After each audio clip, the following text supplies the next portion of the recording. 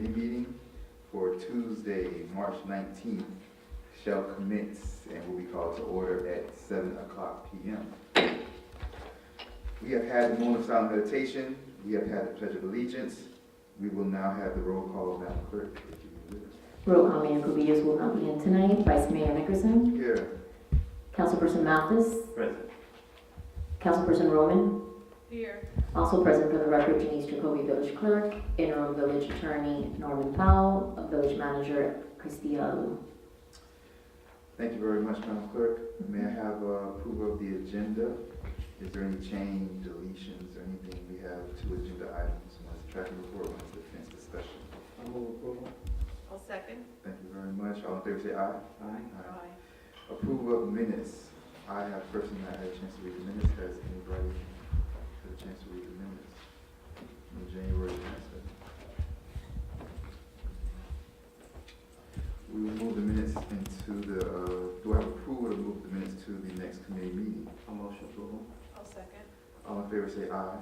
Aye. The minutes for the meeting will move to the next committee meeting. The agenda items, we're at F1. This is the fence discussion. And for planning and zoning, the fence discussion was put on the agenda by, That was from the workshop this past weekend.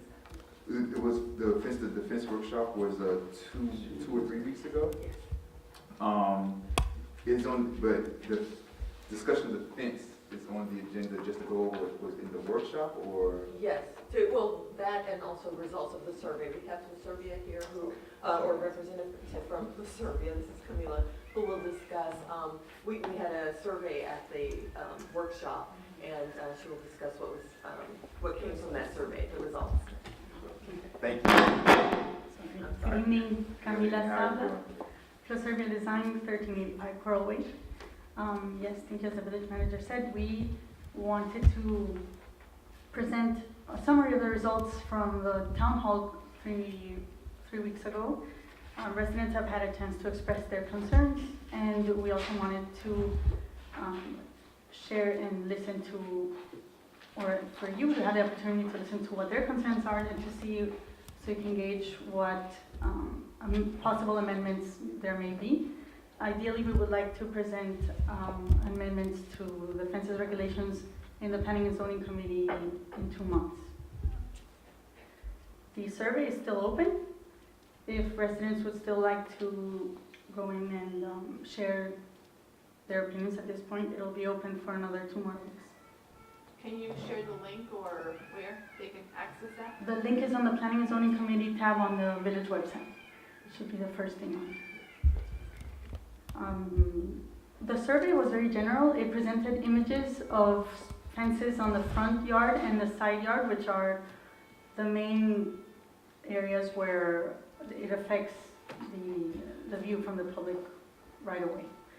For the front yard, mostly, it was the people who have responded so far, there hasn't been a definite opinion on any of the fences that were presented, but there was an overall negative view of aluminum fences on the front yard, and people expressed concern of having fences that were too high on the front yard. They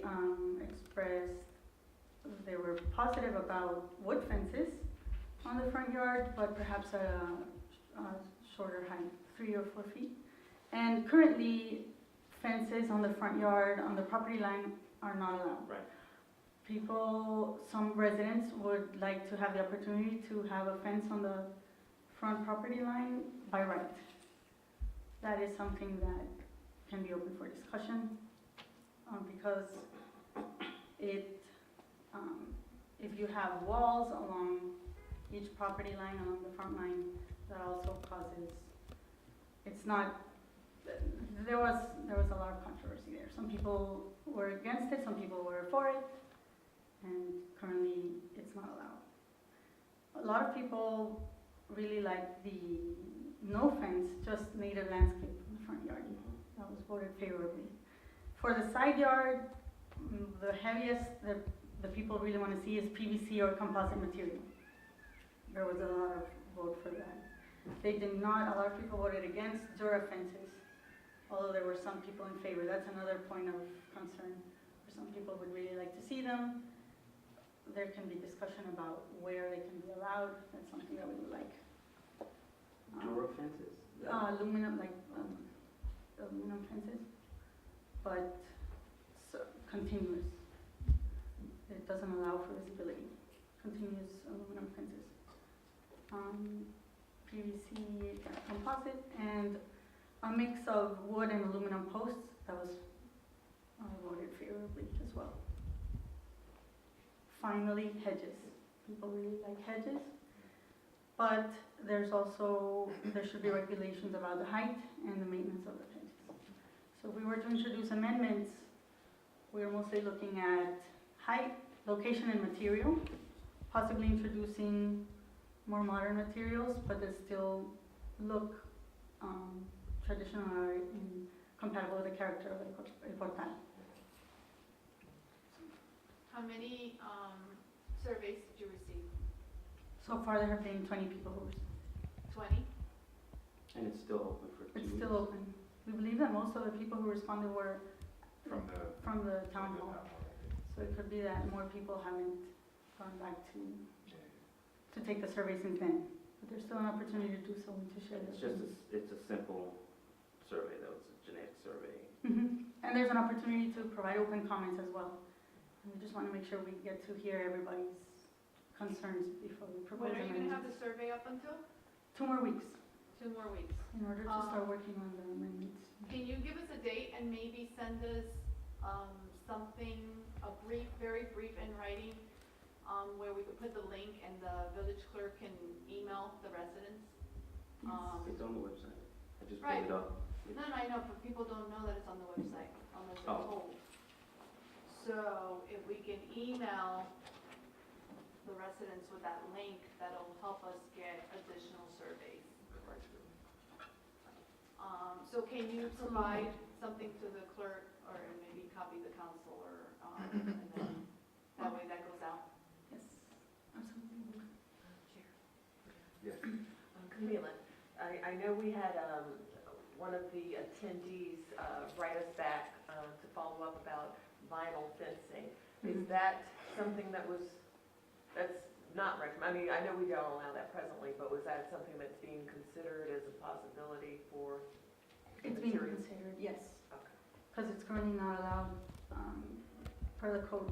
And again, the code was written a long time ago, and that was not much of a change when the form-based code was written and adopted. So it's an opportunity to Update. and look at materials that are more durable, but yet will still have the look. And that's compatible with the character and the vision for the village. No, that's a happy medium to try to reach because it'll help out for the future of everything. Thank you. Any more questions for? Thank you very much. Thank you. Appreciate that. Thank you. Councilperson Roman or Mathis, you guys have anything else you want to add about the fences? It was a really good workshop. Madam Manager?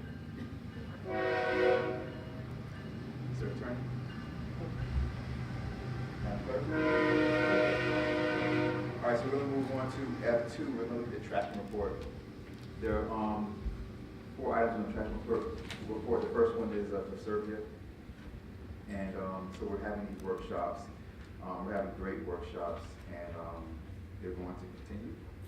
If anybody has any ideas of any great workshops, be sure to speak up, whenever possible, to the manager or the clerk, or just let it be known. As a council and as a village, we come up with great ideas. Every workshop we've ever had has hit as far as like it's been useful. We haven't had one to where we should not have had it. Not one has been a waste of time since the mayor used to do her monthly workshops. So we're batting 100. So, does anybody have anything they want to say about the workshops? No, I agree. Mr. Attorney? Madam Clerk? Number 2 is the redevelopment of the trailer park. This is an ongoing thing. I don't know, Madam Manager, you just want to mention, I don't have anything. Yes, I can tell you this, the mayor and I did meet with the owners of the former trailer park, and they are presently reconsidering their approach, and they will be hiring a local architect as opposed to using the one they had there in Canada. So that's going to help them be more in line with what, Florida codes are and regulations for that development of that site. So they are hopeful to have something to us by end of the fiscal year in terms of design plans and a new architect. But they're still very excited about the project. They're just changing the players on their side to get that there.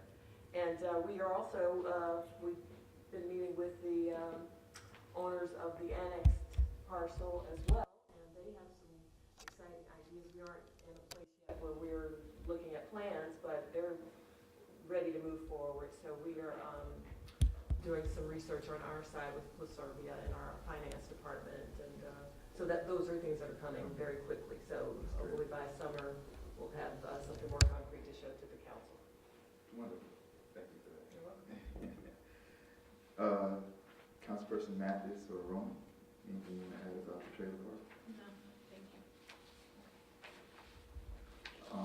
Madam Manager, anything else left? We're good. No, I'm good. And Mr. Manager, Mr. Attorney? I'm good, Chief. Thank you very much. And Madam Clerk? No, thanks. Thank you. Moving on to number 3, the development agreement impact fees. This is also something that continuously comes up. I don't even, Madam Manager, do you want to touch on that right now, or? Yeah, I can touch on, well, yes, we do meet and want all, All of it. development impact fees, but we just don't have any development presently. But we are in the works, those things will be coming as we, go down this path with the trailer park in the annex area as well as the sanctuary. And we did get a little bit of, we got some fees from them, but they are kind of at a standstill presently as well. So we're still awaiting some further payment from them, from the sanctuary. Councilperson Roman Mathis. Nothing. Mr. Attorney? And Madam Clerk? No, thank you. So that's a continuation of, this is an ongoing thing. Moving on to number 4.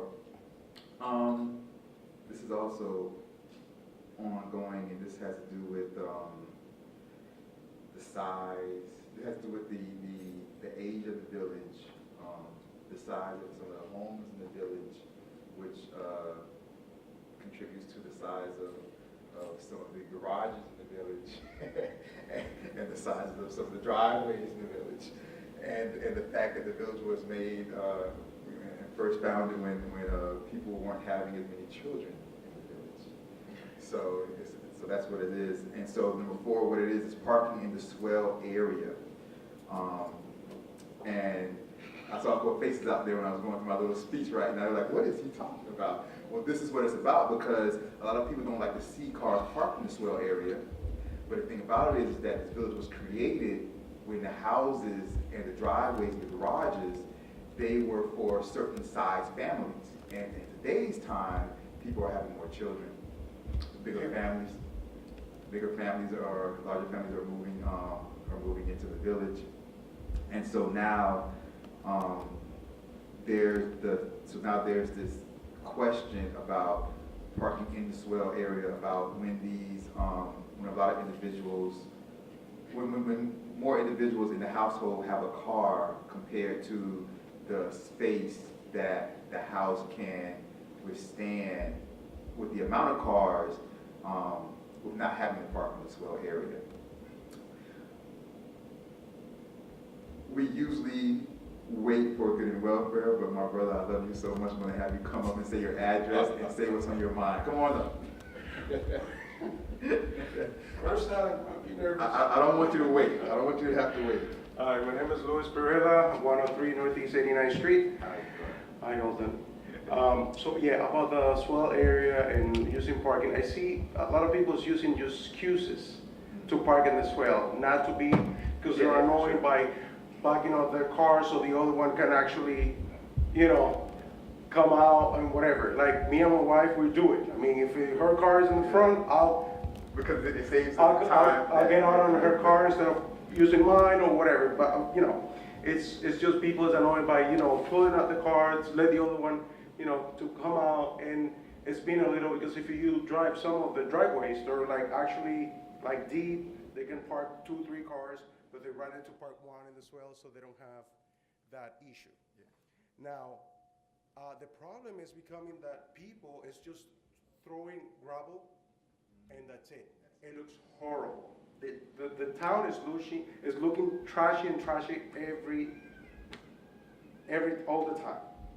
Because, you know, it's not like, okay, if they do, gonna allow gravel to put in the swale, then just do something nice and press it and, you know, like use the framing and whatever.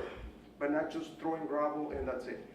Parking vehicles is also being a very, like, there's one particular house that's been parking a bobcast all the time in the swell in front of the house. That's a construction vehicle. Inside. We're not supposed to be parking other than residential vehicles in the village. So me, myself, in front of the camera, I'll say it, I've, you know, report the issue many, many times to the code enforcement person and to the mayor, myself, Claudia. And she had sent somebody, they had removed it, but you know, it goes back to the same thing. So it's just like I said, I've been here for 7 years, but I've seen the town to actually depreciate gradually. You know, I was very excited when I'm still super excited to live here and to be in here, and but it's just, you know, that particular point about the parking and it's, we have to be looking at it, you know, very closely, because, or try to like enforce more the rule, and, you know, like, because I know they had a variance, right, that then all of a sudden we're allowed to do the gravel, to use the swales as a parking and all of that, right? That's all, yeah. Yeah. And then, but before it wasn't allowed, like a few years ago. That's been in Right. effect since I've lived here. Ah, okay. 15 So years. that's the only thing, that it should be more, you know. Yeah.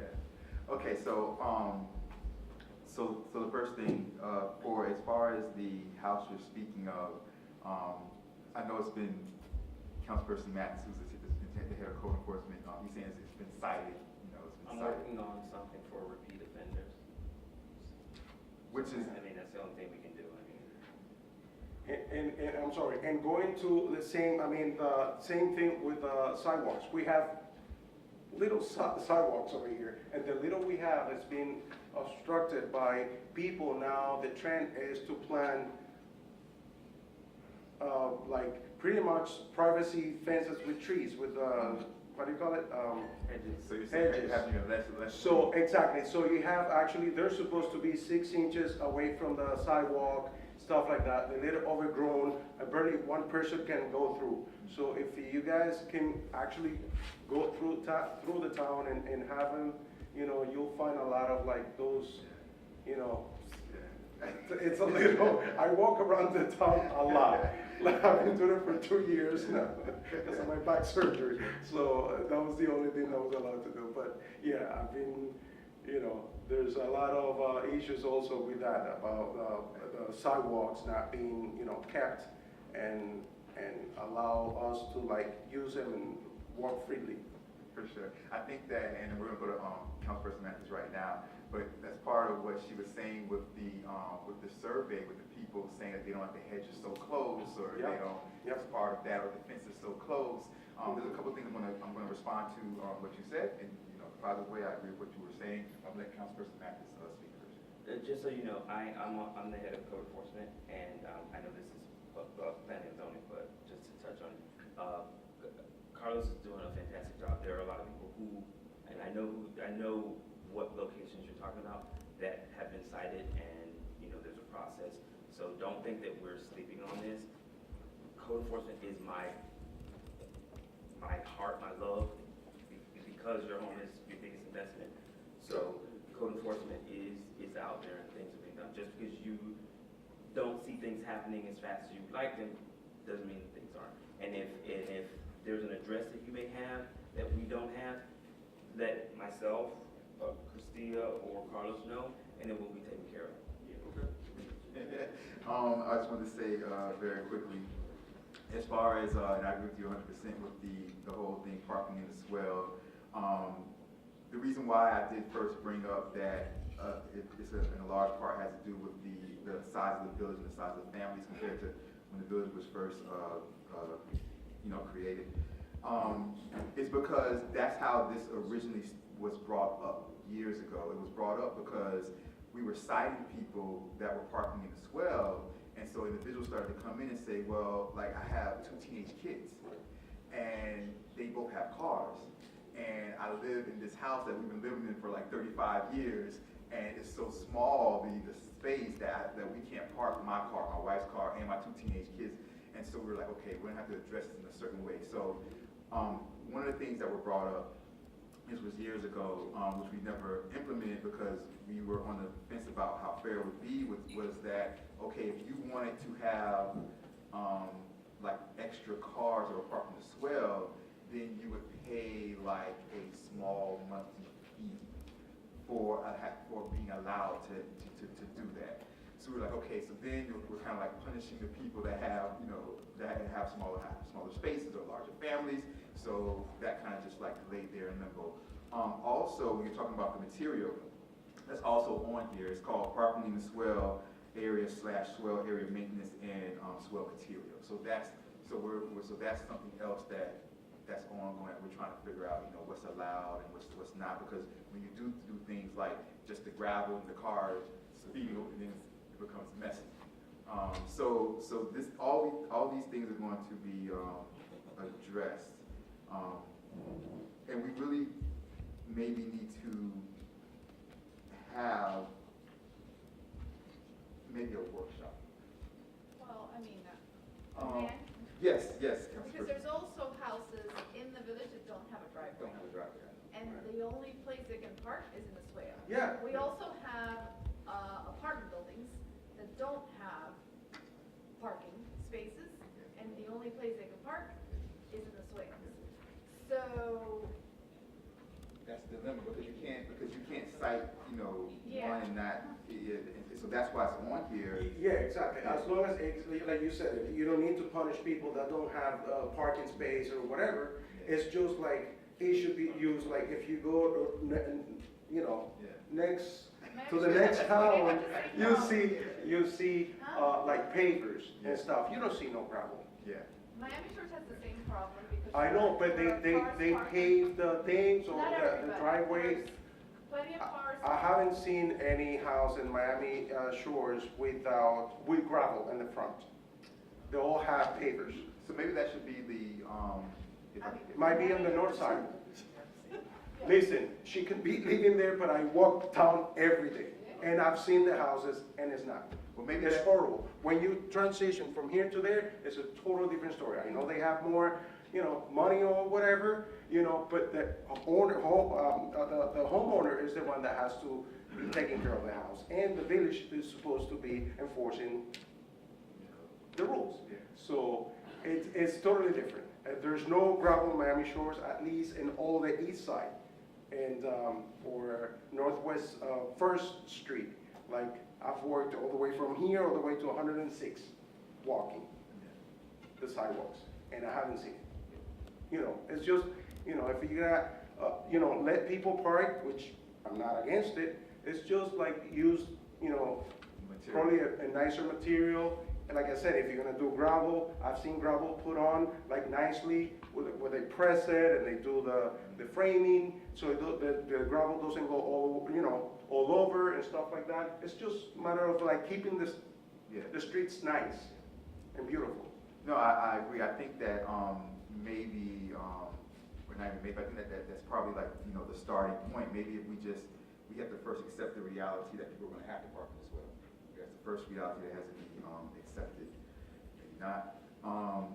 And then with accepting that reality, then the focus then should just be on the materials and not worrying about citing the actual parking as well, but citing for using the wrong materials that therefore make that situation look, much, less admirable than it possibly can.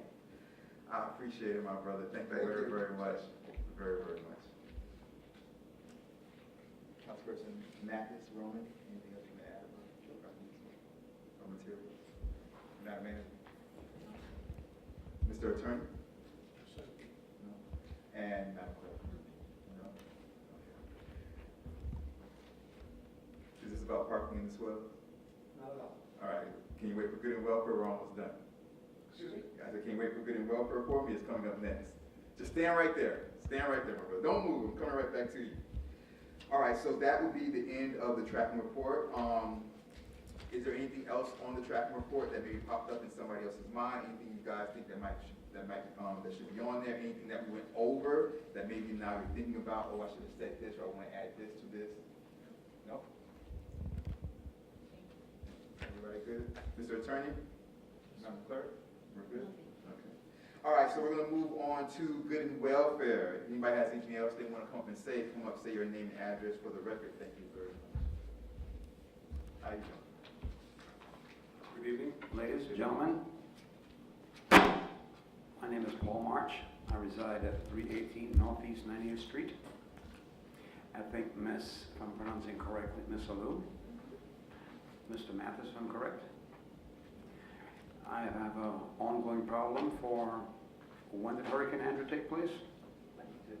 There you go. Prior to that, the problem has increased. I'm waiting in a call back from somebody to let me know what is going on with the fact that I have put a lot of money into my home. I recently had a septic tank and drain field replaced, maybe 8 years ago now. Yes, that's about right. And my neighbor's tree roots are growing into my yard, which I think Mr. Mathis and Ms. Alou is very aware of. Since this year, I've had my septic tank pumped twice. If anybody's interested in seeing pictures, I have sent it to more than one person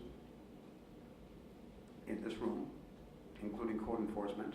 Code enforcement has been there, and I want to know what is the progress, because this started years ago. The tree has been deemed to be rotten. The tree has been cut on the neighbor's side, perfectly done, where all the weight is on my side. I realize legally I can cut my tree. I mean their tree, pardon me. But this is ridiculous. It's a rotten tree. It's damaged my property more than once, and the roots are above ground and on the ground growing into my drain field. We're about to end up into hurricane season before we blink our eyes. The tree presently is not just a burden because of leaves. That's petty. All of their trees are over my property. When I say all of them. And I don't mean 1, 2, or 3. There's 4 trees that bear over my house, and I've paid the burden over the years in getting this repaired. I have been there 31 years. I have never sued the neighbor or tried. They say fences make good neighbors. Well, my beautiful fence that used to be beautiful is not beautiful anymore. The fence cannot be replaced for the obvious reason. It will only get damaged again. So the risk of being redundant in a couple months will be hurricane season. You can no longer see my shed in the backyard, nor the legal structure that most homes in Miami Shores, El Portal, Biscayne Park, Miami Lakes has. You cannot see it. The tree extends that far over. Anybody here who is above 5 feet tall can reach up and touch the tree. So it's not a matter of it just makes me lonely or I want to cause chaos. I have a very young model. I'm the youngest of 8. She's only 96. Would any of you here want to have your mother walk in the backyard when you see rotten pieces of branch on the ground? Would any of you here have children or grandchildren wanting to play in the backyard? My backyard, scientifically, I'm willing to bet, is one of the ugliest backyards probably in Dana Broward County. There is no raking that you can do enough to keep my house clean in the backyard and the front yard. They were advised, right, Mr. Mathis, about removing tree. Nothing has happened. They were advised about removing railroad ties, I think they're called. Nothing has happened. They have been there, I think, on public property. Am I correct, Mr. Mathis, Ms. Salah? Yeah. And they're still there. But wait, parking in the swale, I'm not worried about the railroad ties. I'm not here just to pick on them. How come they get to use whatever means they have necessary to still keep the railroad ties, which don't bother me or my lifestyle? I don't care to park there. I have no reason to park there. The tree is my problem. It's still there. A septic tank and a drain field, I was told, last 20, 30, 40 years. True, not true? I don't know. But I do know the last septic tank that was there, it lasted me all the way, take 8 minus 31. I had no problem with it. But now I have a problem. I have pictures to prove it, and the proof is still there to this day. What is the city of El Portal going to do to help me with this? If I hire an attorney, it might just, I don't mean to interrupt you. No, It might just take me about 6 months to a year or 2 if I hire an attorney to win this battle. At this point, the neighbor has gone from neighbor to neighbor to get, he's been allowed so much leverage to get signatures that the railroad ties don't bother them. I signed the paper too, it does not bother me. How is he able to get away with this? Does anybody right now like to see my phone with the pictures of my backyard where you cannot see my shed anymore? Or the roots above the ground? I know the wheels of justice turn very slow. I got it. But at this point, the wheels have just about halted to a stop.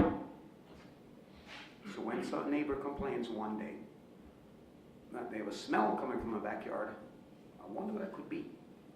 When my sewage system backs up because I don't want to spend $500 to pump it, where would I live at that point? Should I bow down to the wheels of justice? Or is somebody here going to tell me, return my phone call as to, is there any wheels of justice turning? I'm done. I'll take my answer. Thank you very much.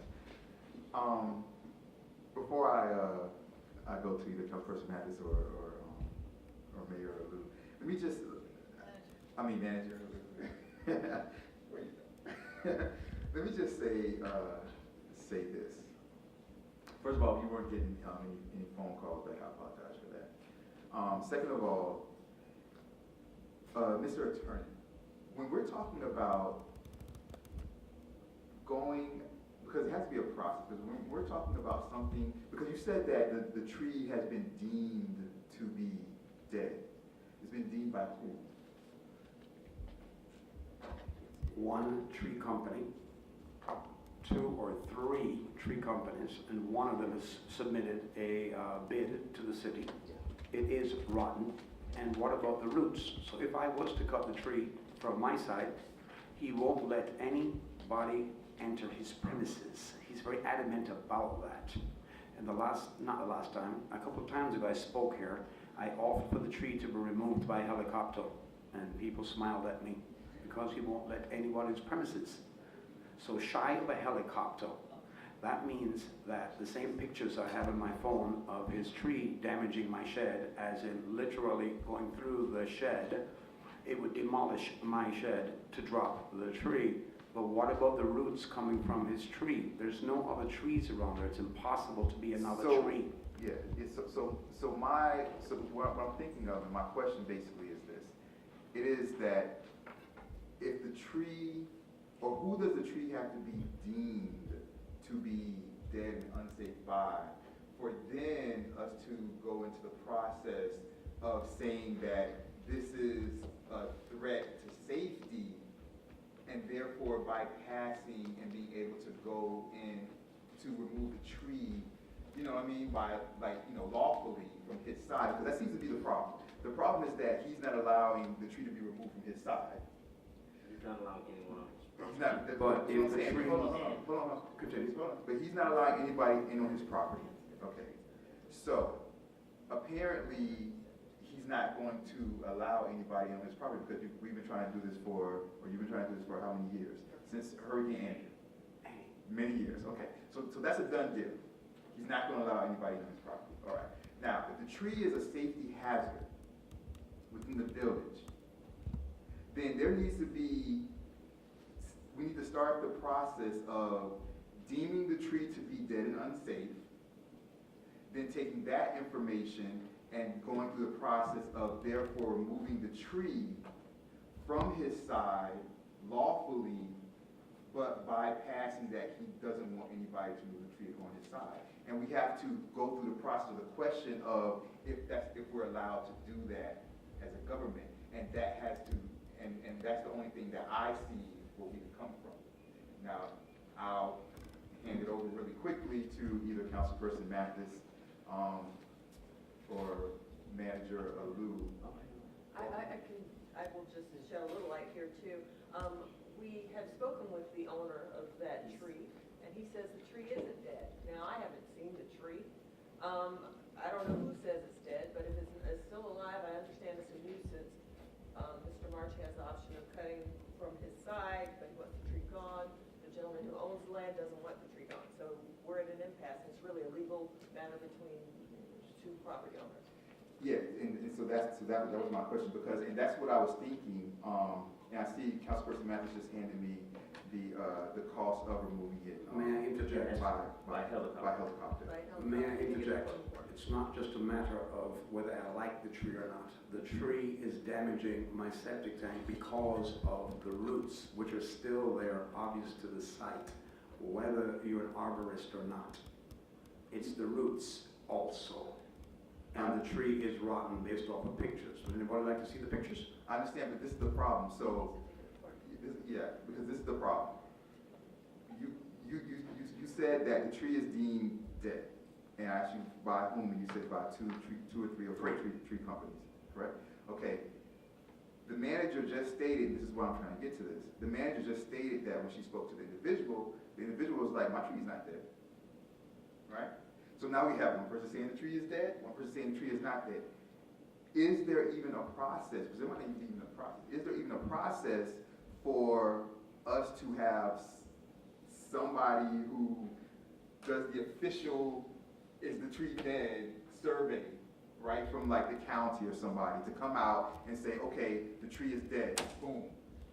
It doesn't matter what either side says, the tree is dead and it's hazardous to the, to the neighbor, and it's a danger and it shouldn't be there anymore. If he takes it to court, he might be able to get that done. And that's what I'm getting to. There's no process I'm aware of where there is a dead tree process. That's it. Right, so generally, the law looks at it as a way of trying to, believe it or not, prevent litigation from occurring between neighbors, but it doesn't seem like this is the recipe in this particular case. He has every right to chop back all of the portions of the tree that encroaches on his property, including the roots. So to the extent that the tree's roots are extending and affecting the septic tank, he has every right to excavate, remove those roots on his side of the fence. Same thing with the branches. Now, I'm not aware of any law that permits one property owner to go onto another property owner's property to remove or otherwise scale back that property owner's tree. And it's pretty much common law that the possessor of land is not liable for the liable to others outside of his land, no matter how far the tree goes. The exception to that I'm familiar with is if his neighbor's tree, for example, encroached into the right-of-way, and maybe it was blocking a sign, or some street, or some line of sight, then the city or the village would have the opportunity to come in and cite it or as a nuisance. But what this just boils down to, unfortunately, is a dispute between two neighbors that the village doesn't really have any legal vehicle to intercede that I'm aware of. And when I spoke with the county, they stated that if it was a rear Florida tree, a native tree, they would look into it, but even still, they would have to get permission from the property owner to enter the property. And he will not let anybody on the property. This is like their side. Warrior said, I had the same situation, and I just stone grind the whole thing. That's it, the tree's partially collapsed. Right, no, I'm not disputing that, I've not seen the tree. But even if we assume that the entire tree is dead, I'm not aware of any provision in our code, Miami Dade or El Portal, which gives the village the right to go onto someone's property without permission to remove technically their property. That's what that would be, whether it's dead or alive.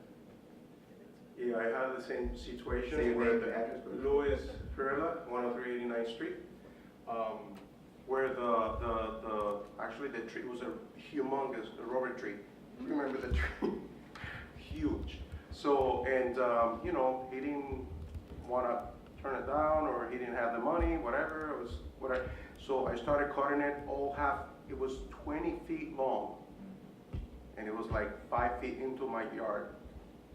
I called the city, and they said, that's an invasive species, you don't need no permit, you don't need nothing. If it's protected, of course, you cannot do anything. But what you can do as a homeowner, like the lawyer said, you can stone grind all the way 10 feet down, all the way along your property line, and that's it. Those trees will be dead. Because once you cut most of the roots and whatever, it's on your property. You're allowed to do whatever. Cut them all the way to your fence line, and the problem is, like, and I had an arborist going to the house and whatever. I planted this green leaf trees along the fence, and he's like, "You created a problem for your neighbor, because even though people use it as a their roots are very big.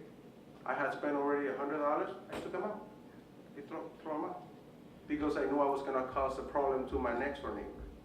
So sometimes it's just people is not conscious of, problems are gonna, happen in the future. Unfortunately, you have that problem, but you can certainly go and cut, all the roots out. They'll be dead, and then they'll stop going into your drain field, I think. I don't know. It's just, but yeah, when I called the city had nothing to do. It was between neighbors, whether they wanted to cut the tree or not. Yeah. Thank you. Well, appreciate that. Yes. No, I just want to go on record as saying too, that we have spoken to you on a number of occasions. Mr. Mark, I've met with you. That was in Elaine January. with this. Well, yeah, it was in January. We have spoken in January, yes. Yes, it was. And I have also had a company come out and give us two quotes to assist you, because we can say, well, we'll get the quotes, you and your neighbor can split the price perhaps. So, I mean, I have some here, but your neighbor doesn't want to take the tree out. We can't make him do anything until, unless there's a code violation. No, this is the first time I'm hearing that. That's Well, why- we just got, Mr. Garcia gave me the quote today. No problem. For the helicopter lift, which is $18,750. Or if he would allow you onto the property, it's $11,250. So to wrap this up and conclude this, I think that where you're at, unfortunately, is the next step, and we can't give out legal advice. But your next step is to take legal measures, and if that's what you want to do, take legal measures and start to attack it in that way, between neighbors. Encroachment of his tree on the ground and above a city does not have any type of control over that?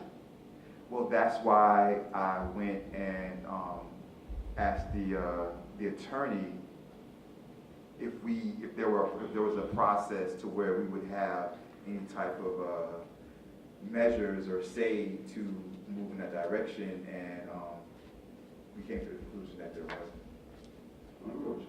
I'm glad I showed up for the meeting to get that information, where I've used more than one number in this room. I'm not gonna call back, but that's okay. Well, You see, lip service does not solve any problem at all, but being nice to neighbors does help. it does. And I include the city in this one because speaking to those neighbors is almost impossible. Well, I'm sorry about that, man. Like, That's I've okay. always had great neighbors, you know. You're a blessed man. Yeah, And I've only been there for 31 years, the same neighbor. yeah. It's okay, I'm not saying anything bad about anybody. Yeah, I'm sorry about that. And I'm sorry, that we did anything wrong, and I'm sorry that you're going through this. It's okay. And The wheels of justice turn slow, I respect that. yeah. But just try to handle the situation. If you have to go, the legal way, I wish you all the best of luck with that. And maybe just starting that process, you never know. Sometimes when it comes to legal matters, just starting the process kind of wakes the other individual up to where, oh, this person's really serious about I this. did try that one in the pursuit of removing the tree at my cost. What do you think about that? That was in 2016. And I tried again in 2018 to no avail, no response. I see them, we say hi. Hello. That's as far as it goes. Either way, this is a dead topic, obviously. I thank all of you for your attention to this. Thank you very much. All of you have a blessed night. Thank you. Take care. Appreciate it. This is my cousin.